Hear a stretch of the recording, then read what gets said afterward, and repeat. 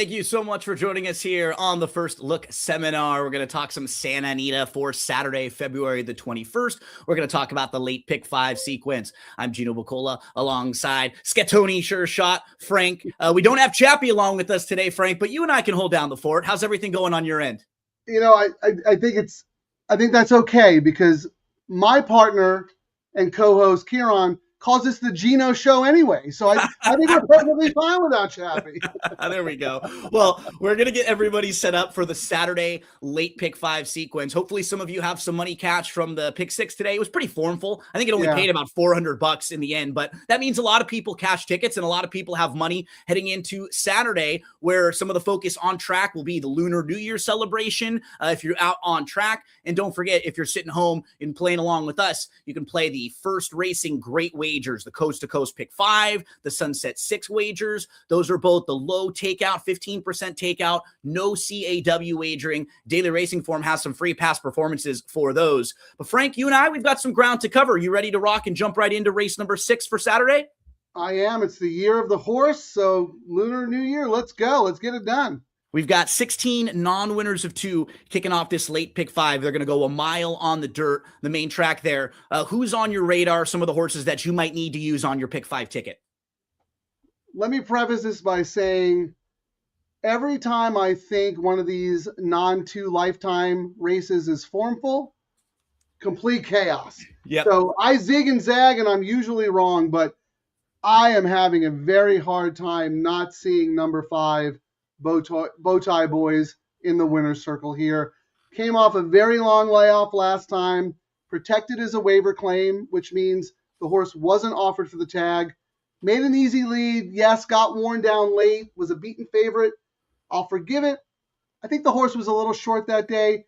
Nice easy lead today, should be able to wire them. Second off the bench, still protected, get a win, and then figure out what your next steps are, because they can't claim the horse because you're allowed two free passes as a waiver claim. Problem with the horse is kind of hates to win, you know? Yep. But it's this kind of field, and the points that you made are very valid. The horse ran like a horse that just got a little bit short late after that long layoff of almost 10 months. And in that race defeated Smiling Tizzy and Spun Not Stirred, who are major players in here. Right. So when you're looking at the next tier of contenders, he does seem to stand out. I think I'm going to only use one other along with the 5, Frank. I think I'm going to give the 1 Grandissimo a shot, and it's solely based on the strength of that 2-back race going long on the dirt. By far the best race that this horse has run, the only time going long on the dirt. The other races are long on the turf or sprinting on the dirt. So I think Grandissimo at least has shown that he can sit close enough to not get outrun. That's the concern I have with a lot of the field. I think that Bowtie Boys probably outruns most of these early, Frank, and they're probably spinning their wheels early on. Yeah, I was thinking a wire job was definitely in the cards. About your 1 horse, at least your 1 is not a proven loser, right? You see a lot of 1 for 17s, 1 for 15s. So, and I like that turf to dirt move for Tamayo. If I were going to use another horse, though, I think it might be number 7, Uncle Evco. Sure. Same, similar angle. 9 for getting back to dirt, right? Cutting back to dirt, grinding away. If this race had more pace in it, I would really upgrade this horse. Probably more for underneath, exacta trifecta kind of horse. I'm going to plant a flag with Bowtie Boys. Probably saying this, regretting it, because I know these N2Ls, these horses do not like to win. So, but if I were using another horse, I would use the 7, and I'll throw in your 1 on a backup ticket as well. But I think I have to start my action singling Bowtie Boys, and if it works out, great. If it doesn't, hey, I got my $3 late pick 3 coming up. I got my $5 late double. I'm all set. And you host those streams, I believe, right? I do. Talk about those. Let's plug those. What time do you come on Saturday when you're talking about those shows? Well, we're actually not going to do a show on Saturday. We do Fridays and Sundays. Okay. We just wrapped up today's show. Me and everyone and their cousin hit the late pick 3 and the late double. So, and like you said, it was pretty formful. But yeah, we have a lot of fun. We do live wagering sessions to promote these low takeout wagers. Horse players have advantages. It's all about game selection. play in the pools where you have an edge. 15% takeout, believe me, over the end of a year in the long run, that is the difference between a winning and losing year as opposed to a 20 or 23% takeout. And then the higher minimums force you to become smarter, sharper handicappers and better ticket writers. And to me, that's always been a problem with my game. Great handicapper, but you got to make sure that your ticket reflects your opinion.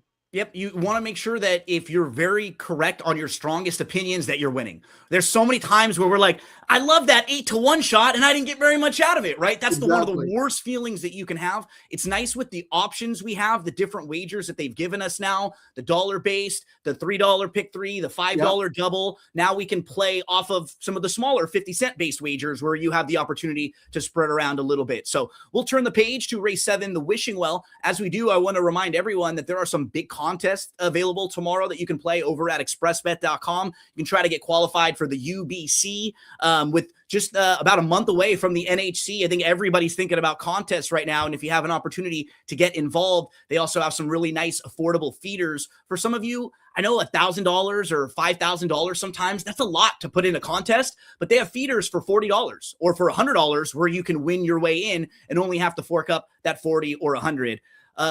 Frank, as we get to the Wishing Well, this is not a graded stakes race, but the last couple years, really nice horses have used this race as like a starting point for their season. It was AG Bullet a couple years ago, who's now a grade 1 winner, and Queen Maxima, who's probably the best horse down the hill and one of the better turf sprinters around. They both used this race to win and then start out a really nice season. So I think we have some very nice runners in here. And if there's anyone that's like that, it might be Gratefully, who is 4 for 4 and undefeated so far. Do you see Gratefully as a standout in this race? How do you want to use Gratefully and others? Talk to us about the Wishing Well.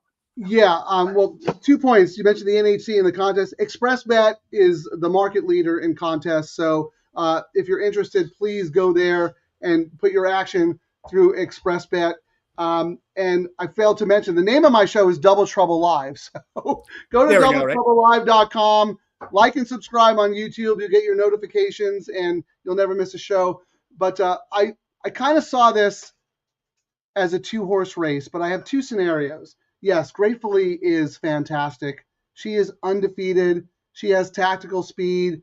She will get a very good trip. Faces a little bit of a class test today, right? Agreed. Yeah, and there's probably 4 or 5 horses in here that might be better than anyone she's faced. 100%. And I think one of them is number 9, Jungle Piece. You talked about this race. It's a restricted race, but it always has quality. Queen Maxima, absolute monster. I mean, fantastic horse.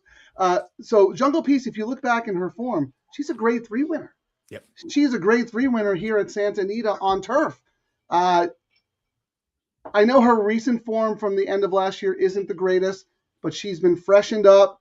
She gets back to the main turf course, which she loves. She has tactical speed outside.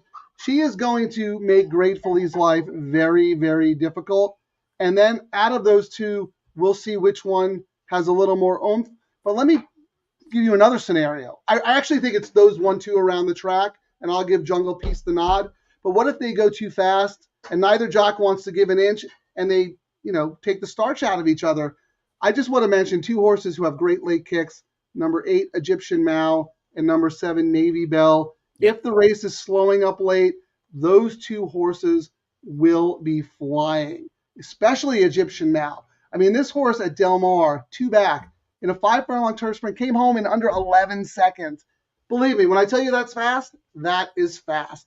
Now, I don't think she'll get the right pace set up today unless the 2 favorites duke each other, into submission.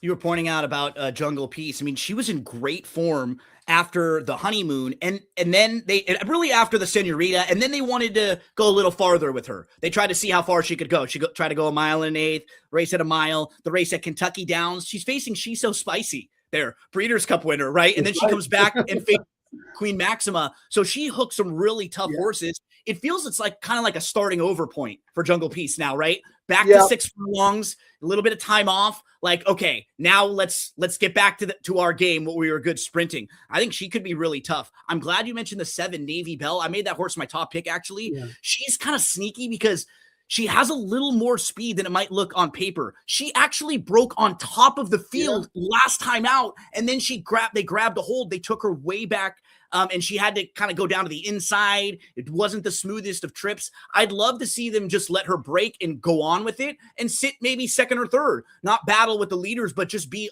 much closer in this race. Egyptian Mao and Navy Bell, you notice they've actually been right next to each other 2 different times. They're very evenly matched when we've seen them face each other. The wild card I want to throw in is the 4, Saratoga Special. If you get a chance to watch this horse work on first.tv, the February 7th work is there, and she crushed 2 other horses. Now, I know that's a synthetic work. This is a turf race. It's very different. But you could get a sense that she might be a really nice animal. The bulk of her career has been sprinting on the turf. It's all been at 5. So I'm going to throw her in just in case. I agreed with you, Frank, that it's to me, this looks like more than Gratefully. I agree. All of the horses you mentioned, including Saratoga Special, have huge shots in here. And to your point, of the 2 closers, Queen Maxima and not Queen Maxima, the Egyptian Mao and Navy Bell is more tactical. Yeah. So Navy Bell will get the jump on Egyptian Mao if that race starts to slow up late. I am glad that you mentioned the Baltus horse coming in from overseas, Saratoga Special. Really excited to see how she runs. Not sure she'll be fully fit and ready for this off the long layoff. And Baltus, he's a little bit, maybe a little bit on the patient side with a horse like this. And they've been a little cold. I'll tell you right now, she has quality to her. Yeah, the barn's been a little cold too, but I think this horse, Queen Azteca or Sweet Azteca and AG Bullet are all getting ready to ramp up. So he could have some really nice horses. Yeah, that's right. Ramping up in the next few weeks. So keep an eye on Saratoga Special, who finished 4th last time out in a field of 19. So she still ran very well in that race coming up the rail inside. So in between horses. So the Wishing Well is going to be the feature on Saturday. We'll turn the page from the Wishing Well to race number 8. This starts that late pick 3 sequence. So you can play the $3 late pick 3. It's 6 furlongs on the dirt. We've got maiden $50,000 claimers. These are Calbred maidens, fillies, 3-year-olds.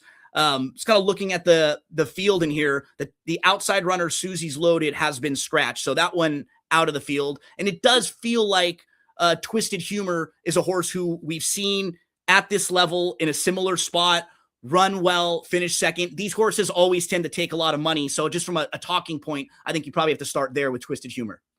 Yeah, I think you could probably make a case for 5 or 6 horses in this race. Agree. And when that's the case, I like to think differently and try to plant a flag with a horse who might be 3rd or 4th choice. Yep. That is number 7, Meridian May. But before I talk about that, you mentioned Twisted Humor. Bondi has 2 horses in here, and I think they're both live. Twisted Humor from in front, and then the other one, Shady Stripes, maybe a little bit off the pace, right? So he's got double. He's got a 2-headed monster, and I think they're both live. But they're both the kind of horses that I kind of want to take on, right? They've kind of shown what they could do. Maybe Twisted Humor, really no excuse last time. Maybe a little short. Now 3rd race of the form cycle. But now going, a little, like, what do we got? 6 furlongs today instead of 5.5. Yeah, full field. I don't know. Both those horses will be on my B tickets, don't get me wrong. But I do want to have one ticket where I'm singling number 7, Meridian May. This horse should be sitting on a peak effort. It's her 3rd career start, going from turf to dirt, dropping in class, tactical speed against much better animals. That is an underrated angle. If you see a horse who is on or near the lead against maiden special weights, even if the horse finishes 8 beaten by 20, when they drop in class, if they can get the lead, they are very, very tough. So I thought Meridian May was really, really sneaky at 9-2. Seen Pipey with this move before. Just toss out that last turf race. Conditioning race, get some fitness into the horse, come back. That dirt race against Straight Maidens in the debut was not bad at all compared to what we've seen from the rest of the field. But then again, like I said, if it's not that one, I could name 4 or 5 others who also have a shot. I don't know. Maybe you see it differently, but I think it was a tough race. I agree with you. I think I have 5 and I have year 7 as one of the 5 for the same reasons that you mentioned. If Yeah. you just run the same sort of race dropping in class, you're going to be in a spot to finish better with that Yes. 7. Like, so I absolutely will include the horse who I wanted to mention. I guess there's 2. The 3, Lindy's Dream. I'll throw this first time starter in because it feels Okay. like a race where like you wouldn't have to be a monster to be competitive with this group. And Yeah. Lindy's Dream has a work on February 9th on First.tv that's solid. And the work on February 15th is also solid and showed speed. That at least there's a little bit of speed there. So if they can get out of the gate, they may be forward. The one I like a bit is the 6, Cammie's Girl. I actually thought that was a pretty good Yes. debut race. For this horse who had a slow start from the rail, was 10 lengths off, made a really nice sustained rally up the rail, then angled out and around, closed really well, just missed second, big gallop out, chased a lone speed winner that day. There have been 3 next out winners that have come back out of that race. And since it was just the single race for Cammie's Girl, we really don't know that she's a closer. Right? That was only the one race she ran. If she gets out of the gate here, she could be much more involved in this race. So I want to make sure that I have the 3 and the 6 in the mix, but I will also include the other 3 horses that we talked about, Shady Stripes, Meridian May, and Twisted Humor, because I just don't have the strongest opinion here. Yeah, if I had to use another horse, Cammie's Girl would be my next one for sure. That was a really impressive debut race. And to your point, the horse had to break from the rail, broke 10th. Finished well, galloped out well. Horse isn't going to be 8 lengths behind today, assuming she breaks cleanly. So she'll be in the race from the jump, and I thought that was a promising debut. And a guy like Daniel Dunham, he's under the radar, but these are the kinds of races he wins, right? Wins with Calbred maiden claimers. Putting him in the right spot. Is one of the best. I'm sorry, what? Putting the horses in the right spots, right? Yeah, exactly. So yeah, I'm glad you mentioned that one. But again, this is going to be about strategy for me. I think I'm probably going to single the 7 here. But if I did have to use another horse, 6, Cammie's Girl would be the one. As we move to race number 9, we got a comment in from David Corey. Nice to hear from David. Said he makes me feel a little old, Frank. He said, I've watched you for about 15 years now. It's like, oh my gosh, that makes me feel pretty old already 15 years ago. So he's probably seen some of the grays coming in on the beard and the hair that weren't quite there 15 years ago. So I would say you look pretty good for a man who's been around horse racing for 15 years. Look at me. I've only been around 20 and I'm like 90 years old. It just weathers me.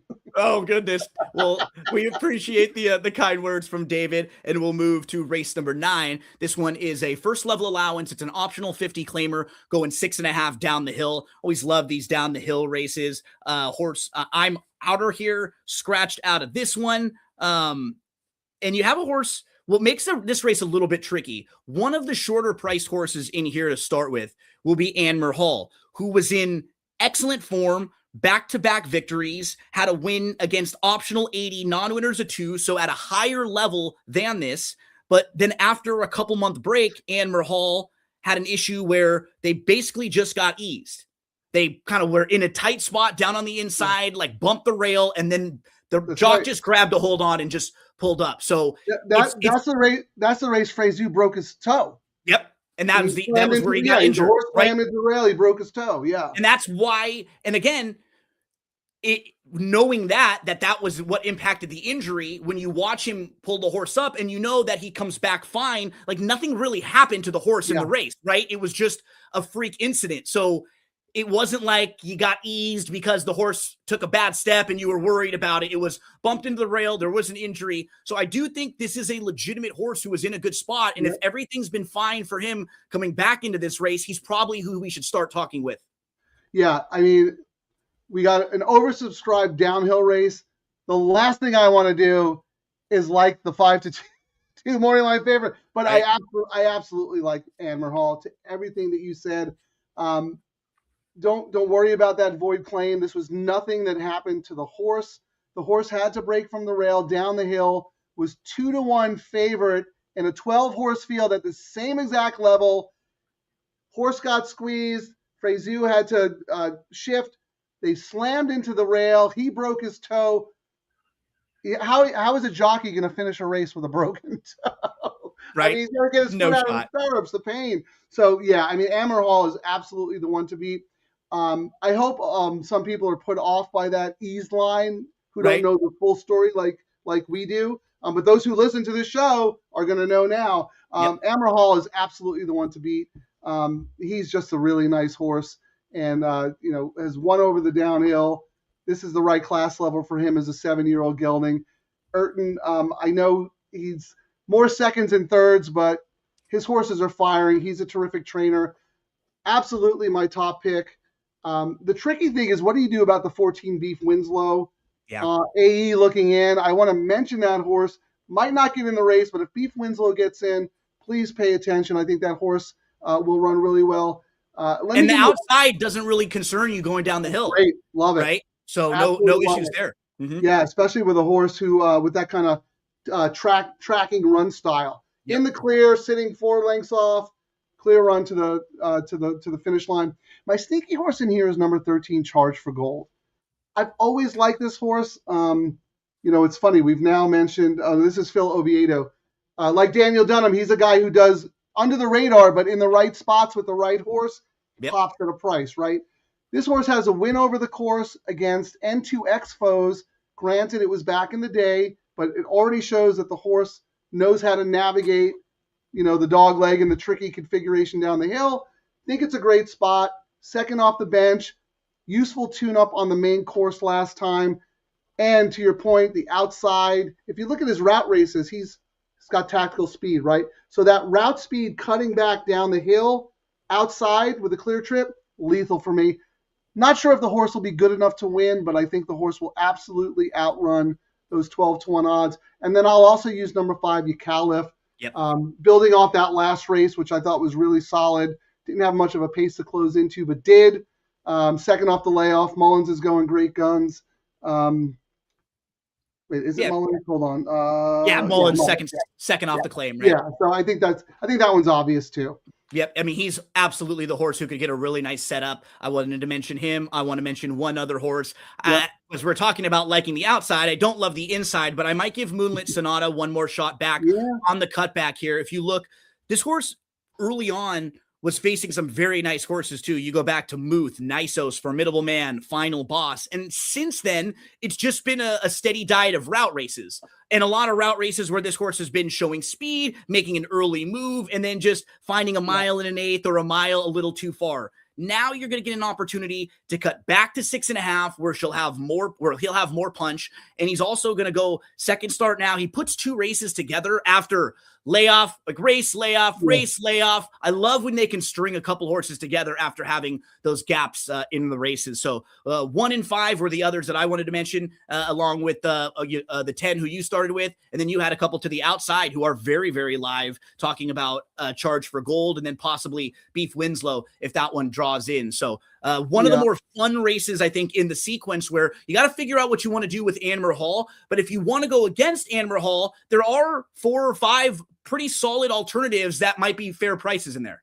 100%. And I wish Moonlight Sonata was drawn outside. I would absolutely love this horse because he fits the profile of horses I love to back down the hill. And the horse could still be good enough to win from the 1 hole. Yeah. And I will probably consider a win bet on this horse because I think you'll get every bit of that 8-1, maybe even a little higher. And if you look, to your point, those route races are excellent, drawn in the 11 hole, wide trips, making nice moves. Never really getting disgraced either. Not at all. Not at all. This should really help. So maybe they can just sit nicely and angle around some way, shape, or form, and we can not get. Like you can't win from the 1 hole, No,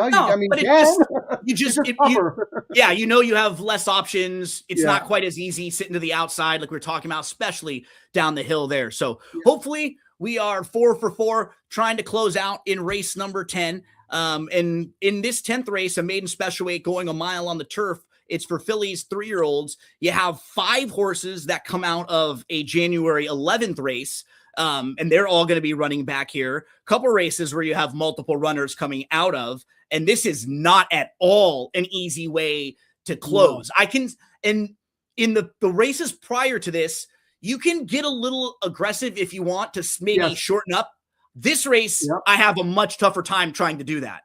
You're absolutely right. The earlier races, even though they're super competitive, you could plant a flag with 1 or 2 of them in the sequence and feel pretty good about it. This one is completely wide open. And you mentioned that common race on January 11th. I am going to take my top pick out of that race, and that's number 9, Daring Pursuit. Yep. I thought that was a really, really good race. Horse had to break from the 10 hole going 6 furlongs. Was never really hurried early. I think it was an educational run for a first-time starter. Dan Blacker knew that 2 turns next time was going to be the go-to run. Barrio sticks around. I thought this horse finished up really, really well compared to some of the other horses coming out of that race. And Blacker, obviously, he pointed to this meet because, you look at his stats and all of his horses are firing and running well. So I like that horse. But then you can look at me and say, well, Frank, if you like Daring Pursuit, you have to like Urak, the horse you just beat, just beat, right? I like Urak a little bit less just because I think the Dan Blacker horse is going to excel going 2 turns. Whereas I know the 10 horse does have that debut race where lost by a head to a very good horse. For some reason, I don't know. I just think that the Dan Blacker horse was meant to go 2 turns, and this is going to be the spot. But like you said, I mean, I can go 4 or 5 deep here. I think you have to use Urak. I thought Chair's Coin had a look with the blinkers on, was right there in both of her races and got out finished late, maybe got a little distracted. I think number 5, Cortina d'Empresa, who was right there with Urak in the stateside debut when finishing 3rd, was bet off the board in the SoCal debut, freshened up for this, comes back. Very, very tough race. I'm probably going to go 3 or 4 deep, but if I had to just pick one, I think from a value perspective and from an improvement standpoint, I would probably go with number 9, Daring Pursuit, but it's a tough race. Yeah, I think that the 9's probably the horse to beat. I agree with you. The 9 and the 10 are going to be on a lot of people's tickets trying to close out in this race. The one that you mentioned, the 6, Chair's Coin, is probably the horse that I would pick on top in a very evenly matched group. This horse was towards the rear and made this big 3 wide move and then a 4 wide top of the lane move all the way up to battle and then lost second. Now the blinkers come on. You get Lasix for the first time, exiting some strong races behind Ramayana, who just came right back to win. So I think the 6 is definitely going to be in the mix for me. I mean, heck, like you can make cases even for some of the bigger prices, like a horse like the 7, Essential Lady, doesn't even have that bad of races. And I think if there's anyone that gets the lead here, it's probably her stretching out. She's actually the Dam Lady Shipman was the Breeders' Cup Turf Sprint runner-up, and this is a half sibling to Golden Pal, the 2-time Breeders' Cup winner. It could be this gal on the lead stretching out, at least in like a late pick 4. I probably want to have one of these horses, one with this horse at a very big price. So the 6 for me for sure. The 9 is one of the top contenders. I agree. And then I'll mention one other one, Horrible Post. I think the 12 will run well here, and then I will probably play the next time this horse runs from a better post. Just keeping an eye on this horse who, in that September 24th race, was coming from pretty far back and ran really well to finish 3rd in a field of 14 over in France at Toulouse. So, they stack it where I think probably the most challenging race is the closeout race here, where you can legitimately make, like, I wouldn't feel comfortable unless I had about 4 here trying to close, Frank. Yeah, and even then, I don't know how comfortable I'd feel because it's like you just mentioned 2 others right at the end there who absolutely have shots. And they're so lightly raced really that tough. Horses like Zariah, Daria, like those horses don't look all that bad. They have one race where they showed a little bit of something they can absolutely improve, stretching out a little bit. It is a challenging race. Try to close out the pick 5 tomorrow. Before we get out of here, we'll give you a chance to plug some of your stuff where people can find more from you. Don't forget, one of the best contests that they have going every Saturday and Sunday. It's free to enter, $500 to the winner. It's the Pick'em contest. So if you just go to pick'em.sananita.com, or you can click right on the website, it'll give you 12 prop questions. Some of them will just ask who's going to win race 2 at Santa Anita. Others will be the betting lines for some of the college basketball games on Saturday and for some of the NBA games on Saturday. So if you love betting on sports, playing fantasy sports, and playing the races, this will be right up your alley. Check it out every Saturday and Sunday. Frank, let's give some of your plugs out there. Where can we find more from you? And you said you'll be back live on Sunday, right, with the shows? Yeah, if you go to doubletroublelive.com, that will take you to our YouTube channel. We do a live wagering show focused on the low takeout wagers at Santa Anita. $3 all turf pick 3, $3 late double. I'm sorry, $3 late pick 3, $5 late double. We play in the moment. I mean, it's great to have all the handicapping shows and get all the knowledge, but it's different day. Yeah, match, right? And what's the price on this horse? 10 correct. Minutes to post. Then everything's it's audible time, right? Check. 100%. It's so important to have a game plan going in, but like Mike Tyson said, everyone has a plan until they get punched in the face, right? So if you're playing the day and you go into the race, it is unbettable, or another horse is taking sneaky money. We like to take our opinions and work with our community in the live chat and my partner Kieran and work it out. Like if me and you were at the racetrack, Gino, and you're like, who do you like in this race, Frank? Let's do something. We'd look at it, we'd break it down, go over the. You add one of mine, I add one of yours, right? Right. Oh, this horse is 10-1. Well, yeah, we got to use this. Just like a day at the races. So, and we do it for those specific wagers because we want to support Santa Anita because they are supporting the players with this 15% low takeout and giving us some higher minimums, because if you look consistently, the payouts in these wagers pay more than the equivalent win parlay. And that's all about edge. You know, you hear a lot of players back east complaining that the exact is an underlay. It should be playing a lot more.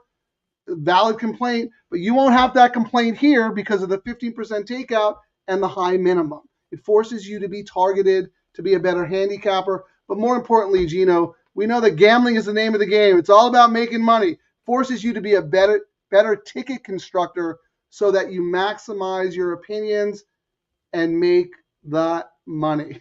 These are the wagers that we ask for as gamblers, right? Lower takeout with a higher return on our investment. So we're going to dive on in. We'll be following along with you on Sunday. Best of luck to everyone playing the races tomorrow. Thank you so much for joining us here. Good luck in the late pick 5. Remember, if you head to santanita.com, you can check out all of the events happening, everything that's going on, whether you're going to be at the track tomorrow or playing from home. We wish you the best of luck. And for Chappie, this was great work on your end. One of the best shows. Chappie who? That you've ever done. Good luck, Frank, and good luck to all of you. Thanks, Gino.